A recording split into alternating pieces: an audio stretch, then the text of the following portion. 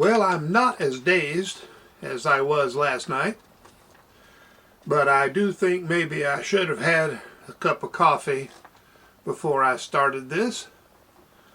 I'll be referring to my notes quite a bit, and let's see how things go.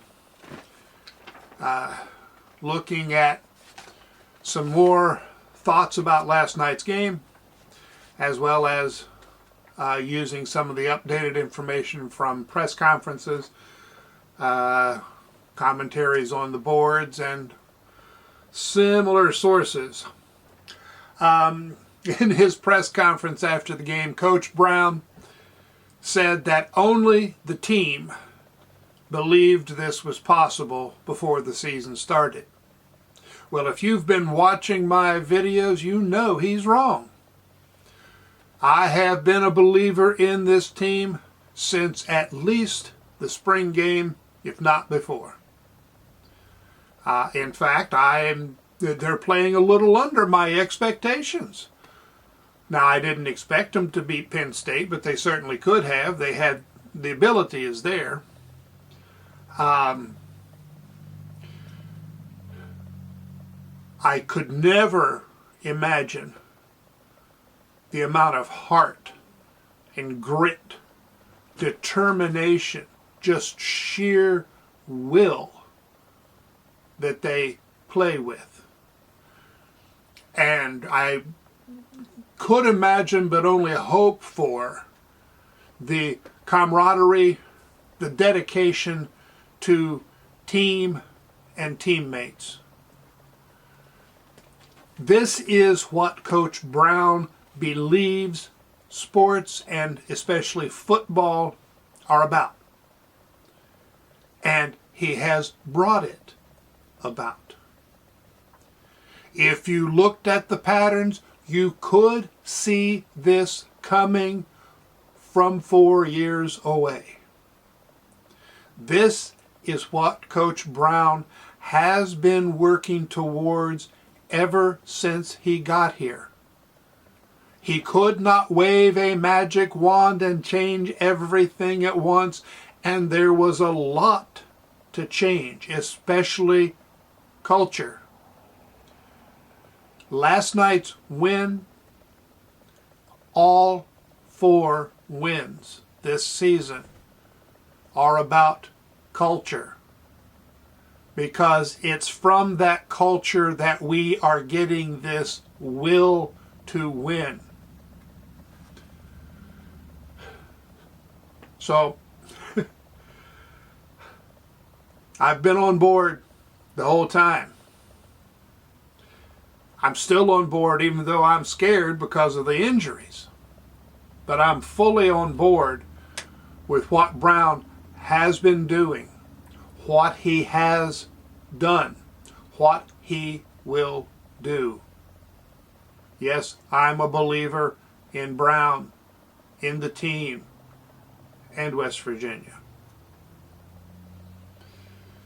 Now, there are, of course, still people out there who are saying all the usual, oh no, the team is great, but Brown is bad.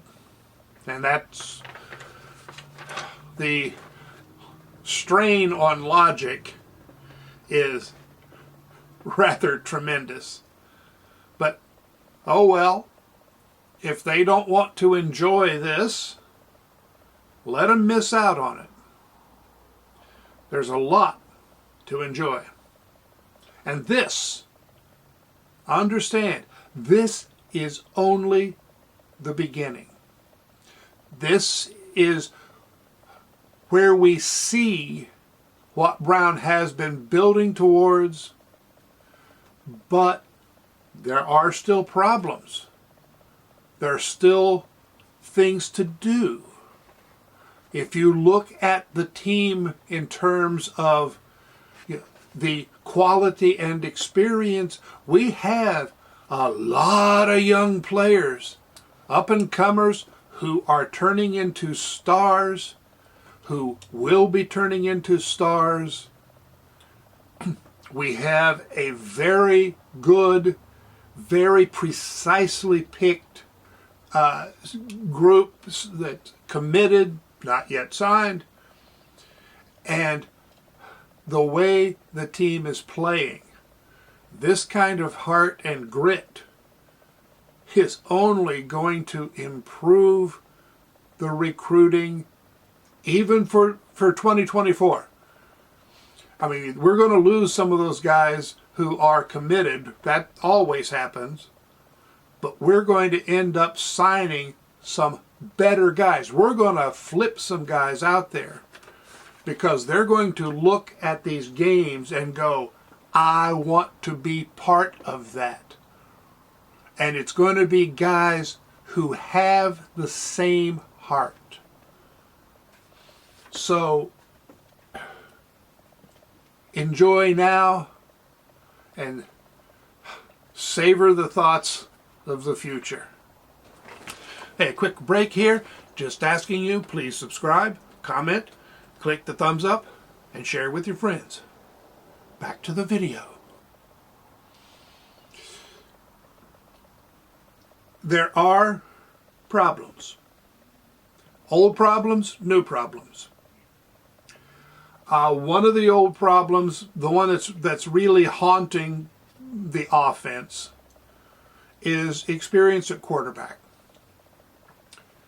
Markiel and Green kind of share this problem of being a little hyped and not quite ready and focused early in the game. Now, it took Green into the third quarter to get his passing head straight. Turns out he wasn't expected to play. He didn't practice at all on Wednesday. And then Markiel turned his ankle. So all of a sudden we're saying, hey, Green, get out here, pass, run, get ready, show us you're ready. And he did it in a hurry. So he wasn't ready to play when the game started. He couldn't get ready. But he had to play. Yeah. Other than starting Sean Boyle. So the rustiness we saw was not Green coming back after just a week of practice. It was Green coming back after like a day and a half of practice. So it was more impressive. Now the only thing that's going to fix the experience problem is time, experience. That sucks, but we got to be patient. Of course, the only two things you need to develop patience are time and patience. And that sucks. But we'll do it anyway. Green and Markiel are both going to be good. And as soon as we get to where that passing game is more natural, where they are just getting out there and playing instead of getting out there and, trying too hard, thinking too much. Once we get past that, the offense will fall into place. We get the quarterback throwing sharper passes early in the game, and for the second time in a row, we started the game with a rollout pass, a nice little way to get the quarterback going and let the other team know that we would be passing. And then, things got crappy for a while.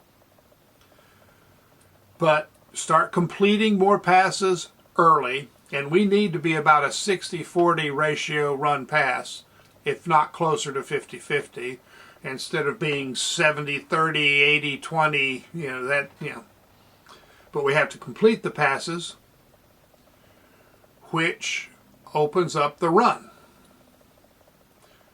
So we start completing passes, and a lot of things suddenly fall into place. It also helps get the receivers into a better rhythm. But notice, man, the second half, the receivers were not really a problem. Now, people talk about them not getting separation, but there were plenty of plays with open receivers. Green missed a lot of them. But guys got open. They didn't get open every play. That's called football, especially when you're playing against good defensive backs. But there were guys open.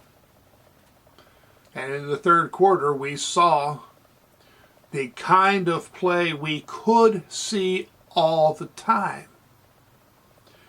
Now, we also have some new problems. And surprisingly, C.J. Donaldson, and to some degree the whole running back group, is one of them. I tend to think the issue with Donaldson is twofold. One, I think it's a learning curve issue, and we have to remember he's new at running back. Last year he ran strictly on instinct, which had a lot of good results, but has limitations. So he had to start learning, looking for a hole, patience, looking for the cutback. And I think he is thinking. He is trying to be a running back. But he's not yet a running back. He's caught in that spot in between instinct and experience.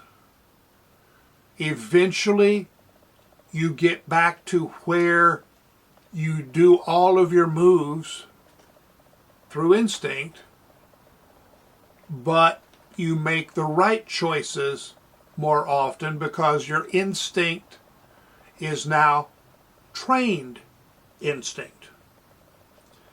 It sucks that we're going through this during the season. Hard to control when this kind of mental state hits.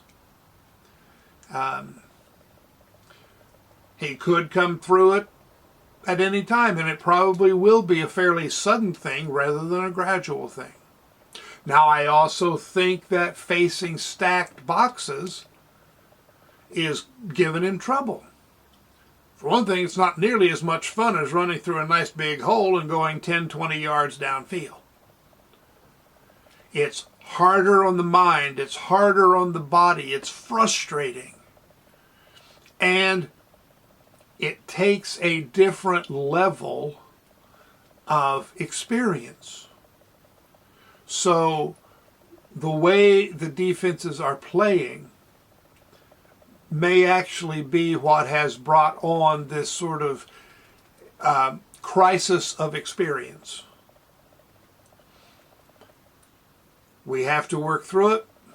And again, if we get the passing game going, the running lanes open up, and we get a better connection between Donaldson's level of experience and level of opportunity. So I'm a little concerned. I'm not a lot concerned. And of course, I still think we're fine at running back. It's the running game is tied to the passing game. The passing game is tied mostly to experience, and we have shown what can be done. We have seen the QB play and pass well. Consistency is the only thing. And I think this bye week, in addition to getting healthy, will allow all of the players to take these 5 games of experience and absorb them to where they're not on your conscious level. They get down into the subconscious where the body can use them. The biggest new problem is just all of these injuries. I mean, it is bad. And the team did an amazing job of working past them last night. I don't know how long they can keep it up. I've said before, it was already a question, how long can the defensive backs and linebackers play so many plays? And for as long as Burks is out, we're not in the position to necessarily use Floyd in the same way we did, and setting him up to blitz and to make the best use of his skills and the least use of his weaknesses. We got caught with a couple of his weaknesses last night. First half, we got caught on a lot of weaknesses with the defensive backs missing tackles again. But we have possibilities. We've got, the starting talent still. It's just depth and how long can these guys hold up. But consider on the defensive backs, Montre Miller, Keyshawn Cobb are both out for the season. Burks, we don't know how long he'll be out. I still haven't gotten any solid report on, the extent. He was kneed in the head, so that could be a lot of things. McLaren went out. No word. My guess would be possible concussion is what they're looking at. That could be a week, 2 weeks, 3 weeks. We'll just have to wait.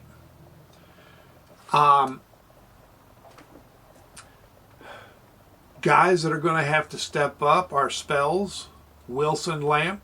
Spells played, I think, 16 snaps last night. Wilson Lamp was still only on special teams. He has got to get his game together as a corner. Do we bring in Wilcox at safety? Do we start playing freshmen? Do we move McLaren if he's healthy? Or even Raleigh Collins to safety? I don't know if Collins has worked any there of late. McLaren was a safety at one time, but he was playing spectacularly well at Spear. And Lance Dixon has his moments, but McLaren seems to be a significant cut above. And his length, which Brown, don't know if it was Brown or Jordan, maybe Jordan, talking about McLaren's length and speed causing problems with the passing lanes. And we saw that early in the game last night. It's a case, things working exactly as hoped. So you hate to move McLaren, but might have to. Linebacker. Trotter out for the season. Austin Cave has been sidelined for a long time. Still no word that I know of on what the problem is or if there is a predicted return date. For all I know, he may be out for the season and nobody has just asked the right question. And now Trey Lathan, he's going to be out for the season. We can only hope that he can come back next season. And we won't know that for a while. He's either in surgery as I am talking or, just out of surgery or about to go into surgery. Caden Beiser, Favres and Ben Cutter have to step up and play linebacker. Cutter played well last night. He's good. He's a freshman. Beiser is good. He has some experience. He's not as good as Cutter or Favres. He's what his ceiling is, we don't know. He was good enough to work up to being a scholarship player. Don't know how his speed compares, and speed has been critical at linebacker. Favres hasn't been playing linebacker, and Cutter moved ahead of him. So just how he's going to work out is unknown. But, we've got some guys to play there, but the level of experience and the number of guys out just isn't good. Offensive line, Wyatt Milam was hurt. Tomas Rimac hurt. No idea with Rimac. Haven't heard, only know that Milam was out. Thank heavens for this bye week, short though it is. And with luck, McLaren, Milam, Rimac will be back. If not, then we're looking at Nick Malone, Yates playing guard, left guard, Hubbard at right guard most likely. Biggs maybe in some as backup, but we're starting to move down a little on, the depth chart. We did okay with the substitutes in last night, but not as well. And of course, that's the thing, is even with all of the guys who were out significant amounts of time, the team found a way. They didn't do everything. It's a team about doing enough, but enough is enough. It's still a win. In its own way, it's more impressive to keep overcoming the problems. But the problems keep growing through injury. So, on the plus side, experience with the quarterback comes by playing. Not that Green was ready to have played a couple of years ago. Don't give me that crap. The experience, would not have helped him. But now he's ready to learn from his experience.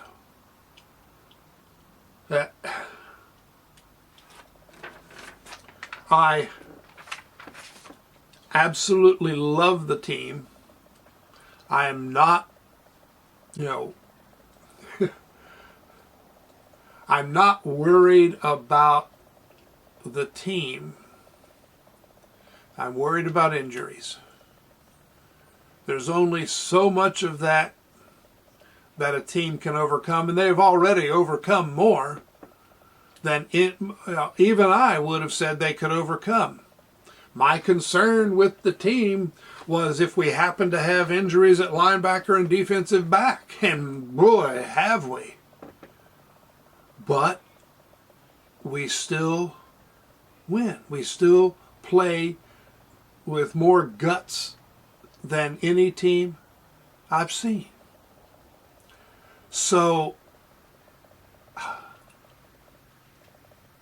I believe this team will win many more games this season. But let us pretend they win no more games, just for a moment. I still love this team because of how they have played, the adversity that they have met head on and gobbled. I mean, they literally seem to feed on adversity. Reminds me of my tennis coach who once said he needed to bring a hammer before each match, and he was right. Kind of wish he'd followed through with that.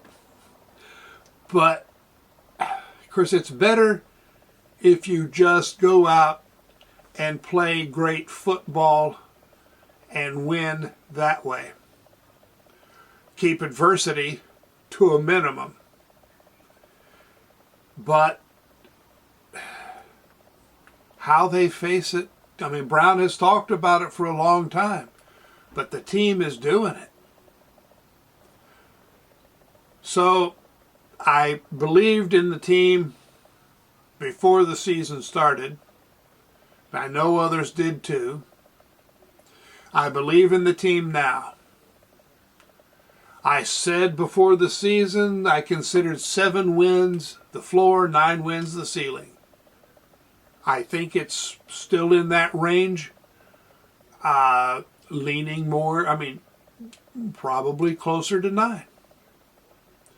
10 is still not out of the question. We will see. And let's hope the injuries thus far are no more serious than believed at this point. And man, let us really hope we don't keep up the injuries at this rate. But let's enjoy the bye week. I think the fans need it too. And I will be back with more ideas as I hear more or as I have more caffeine. Thanks everybody for watching. Please, subscribe, click the thumbs up, tell your friends, make comments.